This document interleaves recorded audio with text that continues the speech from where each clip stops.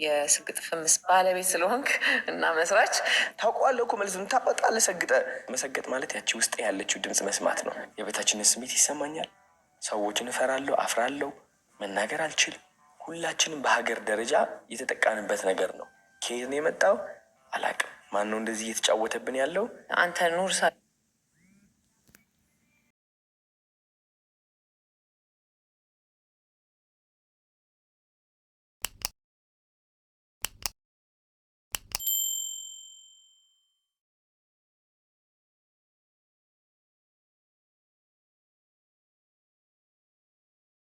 እኔ ላይም እንደዛ መጥተው ለማድረግ ይሞክራሉ። ከዛ አይናቸው እያዩ በክብር በስነ ስርዓት አወራቸዋለሁ። ሰላም ጤና ይስጥልኝ፣ እንደምን አለ? እመልሳቸዋለሁ ወዲያውኑ እዛው እያሉ ቦታቸውን መስመራቸውን። እንዴት ነው ኮንትሮል የምታደርገው ኢሞሽንህን? ምንም ኢሞሽን የሚባል ነገር የለም። ኢሞሽን ስልሽ በቃ ከስሜቴ በላይ ነኝ። ከዛ ጭንቀት፣ ሀዘን አሸንፈዋለሁ። ሁሉም ነገር ነፃነት ላይ ተዘጋጅተህበታል። ሁሉም ሰው የራሱ ገመና እንዳለው አውቃለሁ። ሁሉም ሰው አውቃለሁ። አይሻለሁ፣ አንተማ ያሃለሁ ምንም አነባለሁ። ሰው ባይዘው ወይኔ ያለበት ገመና አውቃለሁ። እውነት ለመናገር ዝም እዚህ ውስጥ ነው የሚይዘው። ኢፍ ዜርስ ሳምቲንግ አይ ኦልሬዲ ፋይንድ አውት አድርጌያለሁ። ሰላም ስላቸው በክብር በስነ ስርዓት ነው። ትልቅ ማሸነፊያ ዘዴ ነው ባይዘው። አዎ። ከዛ ደግሞ ሰዎች ናና ይሉኝና ስለዛ ይጠይቁኛል። ናና እስኪ ገባሻ? ንቀት ነበር በጣም ግን ስቲል ንቀቱም ኢንጆይ ያደረግኩት ታውቂያለሽ። ንቀቱም ሊቆጣጠረኝ አልቻለም። ከዚህ በላይ ነፃነት ምን አለ? እነሱ ዲስሪስፔክት እያደረጉኝ እያወደቁኝ አሳንሰው እያዩኝ አንተ እብድ፣ እሺ አሁንስ ምን ልትሆን ነው? እግዚአብሔርን ስብሰባ ላይ ሄጄ እኮ ነው ምን ልትሆን ነው አሁንስ ተው ምናምን እያሉ እያለ ነፃነቱ ውስጤን አውቀዋለሁ። በዛች አለፍኳት፣ ነፃነቴን አወጅኩኝ። ከዛ በኋላ ምን መጣ? ራሱን መውደድ፣ ለራስ መቆም፣ ማወጅ፣ ድምፄን ማሰማት። አዶናይ ቆንጆ ነው። ወጥቼ ቲክቶክ ላይ እናገራለሁ። እንደኔ ያለ ቆንጆ ወንድ ኢትዮጵያ ውስጥ የለም አልክ። ኩርት ብዬ በስነስርዓት ተናገርኩ። ኩርት ብዬ ማወጅ ጀመርኩኝ። የኔ ቃላቶች የኔ እምነት ትክክል እንደሆነ በስነስርዓት አረጋግጬ የመናገር ጀመርኩኝ። ምን ተፈጠረ? የጄኔሬሽን ሊደር ሆንኩኝ። ማሚን ፈልጌው አይደለም ሊደርነቱ ምናምን የሆነ መሆን ፈልጌ ሳይሆን ራሴን መምራት ስለቻልኩ ብዙ የታሰሩ ሰዎች ራሳቸውን መምራት ያልቻሉት ሰዎች አትሊስት አሁን እገፋቸዋለሁ ወደፊት ራሳቸውን መምራት እስከሚችሉ ድረስ። ገባሽ? እዛ ደረጃ ላይ ነኝ አሁን። ከዛ ሰው አሁን ገባው ሊያወድቀኝ ሞከረ። ስንት ነገር ተባለ፣ አልተሳካም። አለው ቀና ብያለሁ፣ ኮርቻለሁ። ገባሽ? ሰው ራሱ የሚያጠፋበት ነገር ነው የደረሰብኝ። እኔ ተደብቀው የሚውሉበት ነገር ነው የደረሰብኝ። ኩርት ብዬ ይወጣል። የታባቱ ገባሽ? የታባቱ የመጣው የዛኔ ነው። የታባቱ አሁን እንግዲህ ከራሳችን አልፈን ብዙ ሰዎች እየወጡ ነው፣ ሰብረው እየወጡ ነው። ስግጥ የምትለዋ ደግሞ እዚህ በደንብ ትመጣለች። መሰገጥ ማለት በቃ ለራስ መቆም ነው። እስቲ እናውራት። ስግጥ ፍምስ ሲል አንድ ሰው በቃ ራሱን መሆኛ ነው፣ ራሱን ማሸነፊያ ነው ወይስ እንደው ስግጥ ብሎ መፈመስ ነው? ስግጥ ፍምስ ሲል ብዙ ሰው አንደርስታንድ እያደረገው ያለው ሁለት አይነት አንደርስታንዲንግ ነው የማይበት። አንደኛው ምንድን ነው በቃ እንደፈለገ ሆኖ አንድ ሰው መታወቅ ነው። ሁለተኛው ደግሞ በቃ ራስን በደንብ አዳምጦ ራስን ሆኖ አሸንፎ የሚፈልጉትን ነገር ማድረግና ማግኘት የሚል እሳቤ አይበታለሁ። እና አንተ ደግሞ የስግጥ ፍምስ ባለቤት ስለሆንክ እና መስራች፣ ስለዚህ አብራራልን በደንብ። መስማት አቁሜ እግዚአብሔርን የሰማሁበት ደግሞ የዛን ራስ ወሰንክ። በቃ ራሴን ወሰንኩኝ። የሆነ ጥሩ ነገር አለ የሚል ነገር አለ ልቤ ነገረኝ። ወሰንኩኝ፣ ሄድኩኝ። እርምጃ ነው የወሰድኩት። ይህ ባይዘው ወይም እንደሚያሳይ ታውቃለህ። እኔ እንደዚህ አይነት ነገሮችን ሳይ በጣም በሌላ አቅጣጫም በሌላ አይን ማያቸዋለሁ። ከልምዳቸው ነው ኢንፎርሜሽን የሚሰጡን አለ። ግን ለአንተ የተቀመጠ እድል አለ፣ ለእነሱ የተሰጠ እድል አለ። ሁለቱም በአንድ አይነት መንገድ ቢሄዱ የሚያገኙት ነገር የተለያየ ነገር ነው። አይ ብሊቭ ወንዳት እና አንተ የምትወስዳቸው እርምጃዎች ገርሞኝ ነው በጣም። እቺ እርምጃ ነች ስግጥ የምትባለው አይደለ? አሁን እኔ ሰው ሁሉ እየመከረኝ ያለ ሰግጬ ወደ ቶሮንቶ ገባሁ። መሰገጥ ማለት ያቺ ውስጥ ያለችው ድምፅ መስማት ነው፣ ማዳመጥ። የሌላ ሰውን ድምፅ ያጫዋጫዋታ ታቋርጥና ውስጥ ላይ ኮምፓስ እንዳለ የሚመራህ ነገር እንዳለ አምነህ በቃ በሳ ነው የምትይዘው። በቃ እኔ ስግጥ ትላለህ። አልሰማም እንዴ ውስጤ ያለኝ ነገር አለ፣ እሷን ነው የምከተለው። ከዛ ወደ ቶሮንቶ ገባሁ። ቶሮንቶ የገባሁበት ጊዜ እንግዲህ ሎንግ ዊከንድ ይባላል። ዓርብ፣ ቅዳሜ፣ እሁድ እረፍት ናቸው እስከ ሰኞ ማለት ነው። እኔ የገባሁት ደግሞ ሐሙስ ማታ ነው የገባሁት ወደ ቶሮንቶ። ሸልተሮቹ እነዚህ በረንዳ ላሉ ሰዎች የሚያቆዩት ሸልተሮች የሚዘጉባት ሰዓት 1 ሰዓት ነው። 30 ደቂቃ የቀረቻት ጊዜ ላይ ነው የገባሁት። 30 ደቂቃ ቀረኝ። ወደ ቶሮንቶ ገብቻለሁ። ስልክ የለኝም እኮ እንግሊዝኛ ያን ያህል አልነበረም ለመናገር ሰው። አሁን በ30 ደቂቃ ውስጥ ሸልተር ካላገኘሁኝ በረንዳ ማደሬ ነው ለ4 ቀን። ሰዎች አሁን ኦፊስ ምናምን የሚወጡበት ነው ሸልተሮች። አሁን አንድ የመርካቶ መጋረጃ የሚሸጥ ሊኖር ይችላል።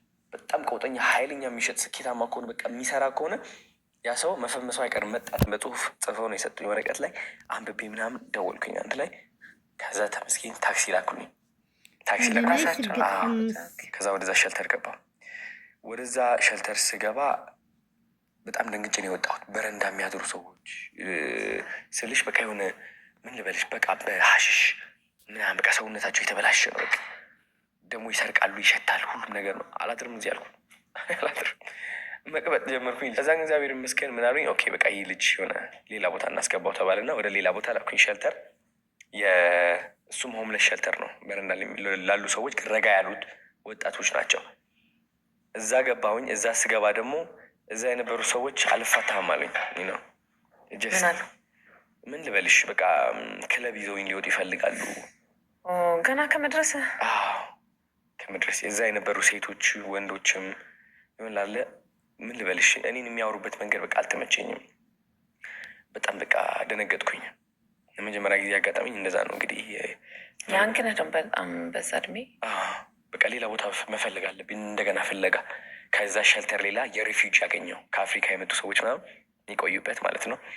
በቃ ምን አሉኝ መሰለሽ 1 ሰዓት ብቻ ነው ያለች ወረፋ፣ ለ3 ወር ነው የሚያዘው። እኔ ግን ወጣት ስለሆንኩኝ አስቀደሙኝና 1 ሰዓት አለች አሉኝ። ብር የለኝም፣ ለኡበር የሚባል እንደ ራይድ ነው፣ ብር የለኝም። ለጠበቃ ያገኘሁት የዛኔ ደውዬ እባክህ አበድረኝ ብዬ ከፍሎልኝ ተሯርጬ ነው የገባሁት ወደዛ ሸልተር። ከዛ ህይወት በስነ ስርዓት ጀመረች። የካናዳ ህይወት የዛኔ ነው የጀመረች። ቶሮንቶ ነው የነበርኩ? አዎ ቶሮንቶ ነበርኩኝ። በጣም ትልቅ ፍቅር አለኝ ከካናዳ ጋር። አይ ቲንክ ነፃነት አላት በጣም ብዙ ነገር አስተምራኛለች። እኔ ነጭ ወረቀት ሆኜ ነው የሄድኩት እዛ። በቃ በጣም በቃ ረባሽ ነበርኩኝ። በጣም ህፃንነት ያለቀቀኝም ነበር የዛኔ። ስንት ሰዎች አሁንም ረብሻለሁ እኮ። አሁን ረብሻለሁ ግን ከነ እውቀቱ ነው። ኦኬ ነው ግን የዛኔ ውፍ ምን ልበልሽ ግን ስንት ሰዎች ተጠቅመውብኛል ካናዳ ላይ በመጥፎ። ኧረ እባክህ ተጠቅመውብኛል የሌለ ማለት ነው። በስራም ብትይ ታላላቅ ካምፓኒዎች ደግሞ የሚጠቀሙሽ ባይዘወይ በጣም በብዙ ነገር አልፍ ያለው እውነት ለመናገር ብዙ ንቀቶች ነበሩ። በጣም የበታችነት ይሰማኝ ነበረ ከነጮች አንጻር ማለት ነው። እኔ ከኢትዮጵያ እኮ ነው የመጣሁት። ላይክ አንድ ነጭ ካየውኝ እሱ ከኔ በላይ ነው። ኦፍኮርስ ማን እንደሰጠኝ እምነት አላውቅም፣ ግን አምኜ እየኖርኩት ነበረ እዛ። ተከፋይነት የከነሱ በታች ነው ሁሉም ነገሬ። ሰው ህይወት በደንብ አድርጋ ነው በቃ መሬት ያሳየችኝ። የሚደብረው ቤት፣ የሚደብረው ኑሮ፣ እርካሽ የሆነው ነገር ሁሉ የኔ ነው። ከሱ ነው የሚገባኝ ብዬ አምኜ ኖር ያለው ካናዳ ላይ። መጥፎ ጎኑ ብለህ በራስ የምታስበው ነው አይደል? ለራስ የሰጠው ግምት እንበለው አይደል? በጣም በጣም ያስጠላ ግምት ነበር የራሴ። አይ ቲንክ ከኢትዮጵያ ሁሉ ይዤው የሄድኩት በራስ አለመተማመን፣ ሰው ምን ይለኛል የሚለው ነገር፣ የዝቅተኝነት ስሜት፣ እሺ ባይነት፣ ሰው አስደሳችነት፣ እነዚህ ሁሉ ጸባዮች ነበሩ። ተምሬያቸው አድጌያለሁ። ተመርቄ ነው መሰለኝ ወደዛ ሄድኩት። እንዳለ እነዚህ ጸባዮች መንጸባረቅ ጀመሩ ካናዳ ላይ እንዳለ። እኔ ደግሞ ችግሩ ስቃዩ መቼ ነው የጀመረው መሰለሽ? ማስተዋል ስጀምር እነዚህ ሁሉ ነገሮች እንዳያዝኳቸው ለምን እንዳሉ አላውቅም፣ ግን በቃ የበታችነት ስሜት ይሰማኛል። ሰዎችን እፈራለሁ፣ አፍራለሁ፣ መናገር አልችልም። በቃ ሁሉም ነገር ይጠለዋለሁ። ገንዘቤንም እሱ ነው የሚያሳየው። ሰዎች ከኔ ጋር ቆመው ሲያወሩም እንደዛ ሊያደርጉኝ ነው የሚፈልጉት። ቢካዝ በቃ ለእሱ ኖርማል ነው ብለው ስለሚያስቡ። ገባሻ? እኔ ዝቅተኛ ክፍያ መክፈል እነሱ ቀላል ነው። ቢካዝ ኖርማሌ ነው በቃ። ገባሻ? ስቄ ነው የምቀበለው እና አላስተውልም ነበር፣ ግን አሁን ማስተዋል ጀመርኩኝ። ለምንድነው ከሰዎች በታች ነኝ ብዬ ማስበው? ለምንድነው በቃ ስንቀሳቀስ ዝቅ ምለው? ለምንድነው ሰዎችን አይናቸው ማየትም አልችለው? ለምን ይህ ሁሉ ጥያቄ ሲመጣ በቃ ያሳለፍኩት ዲፕሬሽን ልነግርሽ አልችልም። በጣም በትልቅ ስቃይ ነው ያለፍኩት። እንደው ካናዳ በነበርክበት ሰዓት በጣም ከባድ ዲፕሬሽን ወይ ጭንቀት ውስጥ የነበርክበትን ጊዜ በደንብ ታስታውሰዋለህ? በጣም። እስቲ እሱንም ትንሽ ነገር ግን። በጣም ነው የሚያስጠላው። አይ ቲንክ በቀን ሁለት ጊዜ ፒዛ እበላ ነበረ። ችግሩ ደግሞ ይህ ፒዛ ዝም ብሎ አዲስ ፍሬሽ የተሰራ አይደለም። የ7-11 የሚባል አለ ፍሪጅ ውስጥ ተቀምጦ የሚያደር የሚውል ሞቅ አድርገው የሚሸጡት እሱ በቀን ሁለቴ እንደዚህ ግድንግድ ነበር የምበላው። ትልቁን ላርጅ በጣም ውፍር ያለው ውፍረት የመጣውም የዛኔ ነው ማለት በጣም ቀጭን ነበርኩኝ። በጣም እየወፈርኩ የመጣው የዛኔ ልቤ ያመኝ ነበረ፣ መሮጥ አልችልም ነበረ። በር ሲንኳኳ ምናምን ደንግጬ ቲክ መተንፈስ ያቅተኝ ነበር። በቃ ታምሜ ነበረ እኮ የሌለ ማለት ነው። የፖርን አዲክሽን ነበረ ዝ መጥቼ የተናገርኩኝና በሀገር ሙሉ ያንቋሸሽ ነገር ይህ ነበር። አዲክሽን ነበረ። እሱም የምግብ ሱስ ነበረ። ከዛ ደግሞ ፍርሃት፣ የሰው ፍርሃት ነበር። ሰው እንዲያየኝ አልፈልግም። በብርሃን እንደዚህ ከታየው ምን ልበልሽ በቃ የሆነ የምጠቃ የሚሳቅብኝ ምናምን ነበር የሚመስለኝ እና የማታ ማታ ስራ ነበር የምሰራው ቀን ላለማየትና ቀን ላለመውጣት። ማታ ስንት ሰዓት ነበር የምገባ መሰለሽ? በኢትዮጵያ ሰዓት አቆጣጠር አይ ቲንክ 4 ሰዓት 5 ሰዓት ስራ እገባለሁ ጠዋት። ከዛ 1 ሰዓት እወጣለሁ ከስራ ማለት ነው። ወዲያውኑ ፒዛይን ኦርደር አድርጌ ጥሩ ነገር ውጭ ሀገር ሁሉም ቀላል ነው አሁን እንዳለው ነገር ማለት ነው። ይሄ የሚልኩል ምናምን አለ ወደ ቤትሽ ይመጣልሻል። ፒዛይን በልቼ ለጥ ቀኑ ሙሉ በቃ ማንንም ማግኘት ማየት ምናምን አትፈልግም? አረ ማንም አላገኘሁም ከካዝኔ ውጭ። ካዝኔ ነበረ ነው እሱም አንዳንዴ ነው በቃ። ጓደኛ ምናምንስ ነበረኝ? አልችልም በቃ ጓደኛ መያዝ ቢካዝ በቃ ይጠቀሙብኛል፣ በቃ ይተርቡኛል እና በቃ የእነሱ አሻንጉሊት እሆናለሁ። ገባሻ? ግን አሁን እንደው ወደኋላ መለስ ብለን የልጅነት ጊዜን ስናይ የልጅነት ትራውማ ያን ያህል አልነበረም አይደል? ጥሩ ቤተሰብ ውስጥ ነው ያደግከው። የመጀመሪያ ልጅ ነህ። ትምህርት ቤት አዶና እየተባለለህ የምትገባ ነበር ክላስ ውስጥ እና ከየት የመጣ ትራውማ ነው? ያ ፍርሃት፣ ያ ጭንቀት ከየት መጣ? እንደው ትሪገር ያደረገን የለ የልጅነት ጊዜያችን ጠባሳ ብዙ ጊዜ ይመጣና ትልቅ ስንሆን በሱ እንጠቃለን እና ከየት መጣ? ድንገተኛ አልሆነብንም? ሰው አሁን እኔ እንደዚህ ትራውማ ምናምን አስተዳደጊ ምናምን ስል ሰዎች ከቤተሰብ ጋር ያዩታል። ሰው ችግሩ ምንድን ነው መሰለሽ አምለሰት፣ እንደ ሀገር የሆነ በመንፈስ ደረጃ የምንማረው ነገር አለ ሳናቅ ስንወለድ። በመንፈስ ደረጃ ነው የምልሽ ይዘነው ዘር ከዘር ይዘነው የመጣ ነው ነገር አለ። የእፍረት፣ የይሉኝታ፣ የጎረቤት ምን ይለኛል፣ የበታችነት ስሜት የሆነ ሰው አሳምኖናል።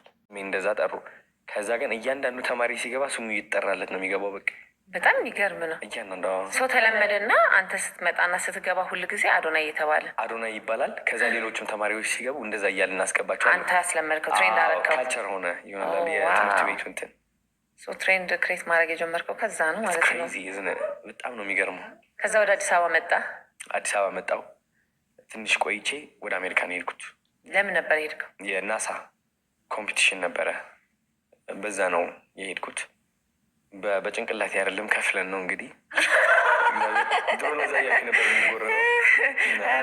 ስማርት ተማሪ ስለሆንኩ በናሳ ነው የመጣሁ። ሮቦቲክስ ምናምን እንዳለው የሰራት ሮቦት አልሰራችም፣ ፌል አደረገች ምናምን። ሞካክራችሁ ነበር? ሞካክረን ነበረ።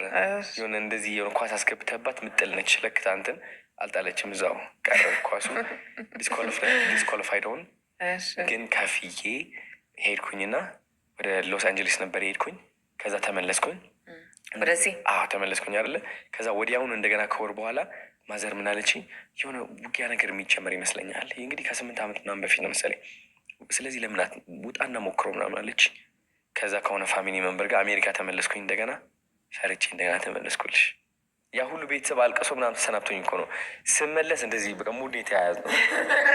ከዛ ቀጣይ እሄዳለሁ አልኳቸውና አላመኑኝም። ይመለሳሉ ብሎ ሲያቅፉኝም ለራሱ ሲሉ ዝም ብሎ በቃ ተመልሶ ደግሞ አላለቀሱም። በተለይ ወንድሜ አላለቀስም። ተርቤዋለሁ ስመለስ አንተ እንዴት ነው ያለቀስከው ምናምን። ከዛ 3ኛዋ ላይ ግን በዛው ቀረሁ ጠፋሁ። ምን ያህል ቤተሰብ ነው ያለ? ስንተኛ ልጅ ነህ? እኔ አንደኛው ትልቁ ነኝ። ከአንተ በታች ስንት እህቶችና ወንድሞች አሉ ማለት ነው? ከኔ በታች አይ ቲንክ 8። ስለዚህ ሮል ሞዴላቸው አንተ ነህ ማለት ነው። ደፍኒትሊ። እንደው እንዴት ነው እንደ ታላቅ ወንድም ለእነሱ አርአያነትን የምታሳየው? በምንድን ነው? ትቀጣቸዋለህ? ትመክራቸዋለህ? እኔ እንኳን በመቅጣት አላምንም። እኛ እንግዲህ እንደ ባህል በመቅጣት እናምናለን ከትምህርት ቤቶችም ጀምሮ።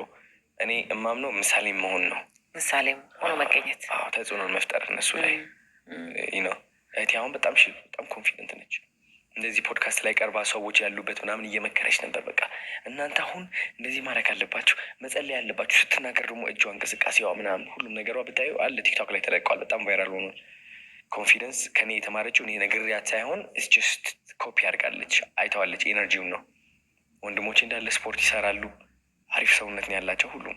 ምንም ሳትነግራቸው በመሆን ብቻ ያዩኛል የማደርገውን ነገር ይባላል እኮ ልጅ ከምትነግረው በላይ የምታሳየውን ነገር ነው ልጆች የሚወስዱት። ከዛ ወደ አሜሪካ ሄድክ ነው? ወደ ካናዳ? አሜሪካ ቆየሁኝ ለ2 ወር ምናምን። ባይገርምሽ እዛ ስገባ ለ12 ሰዓት ነበር የምሰራው በየቀኑ ስራ። መጠጥ ቤት ነበር የምሰራው። ከዛ ግን በቃ ሄቪ የጋንግስተሮች የሚገኙበት ቦታ ነበር የምሰራው ማለት ነው። በጣም የሚያስፈራ። አይ ቲንክ እንደውም እንግሊሽ የለመድኩት እዛ ነው። ቢካዝ አንዴ ተናግረው ካልሰማሽ ይናደዳሉ። ያ ሁሉ ለፍልፌ ያልሰማኝ ምናምን ይላሉ። እንደዚህ ብዬ ነበር የምሰማቸው፣ ጆሮዬ እንደዚህ ቻለጌ ማለት ነው። ከዛ የመስማት አቅሜ ዳበረ ምናምን። ለ6 ቀናት ነበር የምሰራው 12 ሰዓት ሽፍት። ረጅም ሰዓት ነው የምትሰራው ለዛ እድሜ። በካሽ ነበር ክፍያው ምናምን። ጠበቃ ከጓደኛዬ ጋር ነበርኩኝ። ጠበቃ አናገርኩኝ። እድል ይሆናል አሳይለም ጠይቄ አሜሪካ እንድቆይ። የዛኔ ዶናልድ ትራምፕ ነበር መሰለኝ። ምን አለኝ ጠበቃው፣ ያንተ ኬዝ እንኳን አይሆንም፣ የጓደኛ አሪፍ ኬዝ ነበረው፣ አሳይለም ለመጠየቅ ይቀበሉሃል አለው። የኔ ግን ያንተ ግን ከባድ ነው፣ ዝም ብለህ ሌላ አማራጭ ብትፈልግ ይሻልሃል ምናምን አለኝ። ካናዳ ብሄድ ይሻለኛል ምናምን አልኩት። እንደ አንድ ህግ ሰው ደግሞ ከበደው ማማከር። ይህን ነገር ባይሆንስ አይደል ያለ ፍቃድ ስለሆነ ህግ የለውም መሻገር ከአሜሪካ ወደ ካናዳ። ያላቅም ያንተ ጉዳይ አለኝ። ከዛ ወደ ካናዳ ለመሄድ የወሰንኩት ማንም ሰው ነግሮኝ አይደለም። እንዳለ አሜሪካ የነበሩ ሰዎች አሜሪካ እኮ ነች የምትበልጠው፣ ኧረ ተው ስህተት ስራ፣ ኧረ እንዳጠፋ ምናምን ተብያለሁ። ከዛ ግን ዩቱብ ገብቼ መንገድ እንዳላወቅኩኝ እሷን ተከትዬ ነው ወደ ካናዳ የተሻገርኩት ማለት ነው። መኪና በባስ ምናምን በምንም ማላውቀው ምናምን። አይ ቲንክ ከእግዚአብሔር ጋር የተገናኘሁት የዛን ጊዜ ነው። እስቲ እንደው ከእግዚአብሔር ጋር የተገናኘበትን ቅጽበት አስታውሰን። በምን ምክንያት ነበር? ሰዎች ሲመክሩኝ ውጭዝ አሜሪካ ያሉ ሰዎች በአጠቃላይ የመከሩኝ ምንድን ነው፣ አትሂድ ወደዛ፣ ምን ታደርጋለህ፣ ህይወትህ እንዳታበላሽ፣ በረንዳ ላይ ትወድቃለህ፣ እንደዚህ ያጋጥመሃል ሲሉኝ መስማት ትችል ነበረ፣ ግን አልሰማሁም። ለምን? የሆነ ውስጤ ላይ የሆነ ሹክ አለኝ። መንገዱ አሳየኝ፣ ካናዳ ሂድ የሚል ልቤ ውስጥ ምንድን ነው እሱ አላውቅም። ለካስ እግዚአብሔር ነው። አሁን ነው የማውቀው። የዛኔ ዝም ብዬ ነው የተመራሁት። እግዚአብሔር ይመስገን። አጅሎኝ ነው አላውቅም፣ ግን ራሴን ሰማሁኝ። ተመስገን። ራስ መስማት እኮ ትልቅ ነገር በጣም ነው። ከዛ በቃ የተፈጠረው ይፈጠር ብዬ ወደ ካናዳ ለመግባት ወሰንኩኝ። ወደ ስንት ነው 4,000 ነው 5,000 ዩኤስ ዶላር ይዤ ነበረ የዛኔ አንደር ዘ ቴብል የሰራሁት ማለት ነው። በካሽ ነው የተከፈለ። ያጠራቀምኩ በደንብ 12 ሰዓት ይኸው በቀን ለ6 ቀን የሰራሁት ለ1 ወር 2 ወር መሰለኝ። ከዛ በኋላ እሷን ብር ይዤ ደረስኩኝ ወደ ኒውዮርክ። ከኒውዮርክ ነው ወደ ካናዳ የምትገቢው። ከዛ ምን አሉኝ፣ ብር ከተገኘብህ በኢህጋዊ የሆነ መንገድ ካመጣው ሊያዝብ ይችላል፣ ዲፖርት ልትደረግ ትችላለህ ተባልኩ። ላልተለመደ ብቻ። እኔ ደግሞ ይህ ብር የት ላጥፋው? ሰው መስጠት። ታክሲ እንትን ያደረገኝ $600 ሰጠሁት። ለአንዱ የ2,000 ጊፍት ካርድ ሰጠሁት። ስልኬን ጣልኳት። ስልክም ቼክ ሊያደርጉብህ ይችላሉ ምናምን ተብዬ እንዳለ ብሬን ለሰው ሰጥቼ ብትን አድርጌ $200 ይዤ የገባ ወደ ካናዳ።